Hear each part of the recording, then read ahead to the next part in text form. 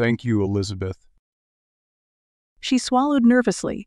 His hand felt warm and comforting while making the anxious feeling in the pit of her stomach explode.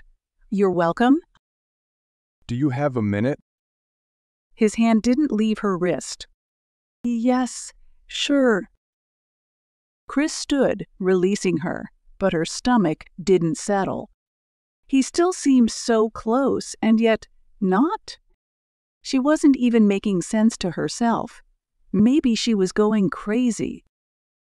I wanted to apologize. The way I've been acting is inexcusable. I hope that you can forgive me. "There's nothing to forgive," she said, unable to meet his eyes.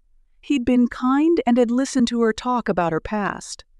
The budding friendship they'd started to build had been ripped away and left her with that feeling of abandonment again. Chris stepped closer. The look on his face suddenly made it hard for her to breathe. You're wrong. The space between them disappeared, and he was so close she could feel his breath on her face. Her head was spinning. His gaze lowered, and she thought for a moment that he was looking at her lips. They stared at each other for a few moments before the phone rang, breaking the connection, holding them. "Excuse me," she said, nearly tripping over her own feet and her mortification on her way out of his office.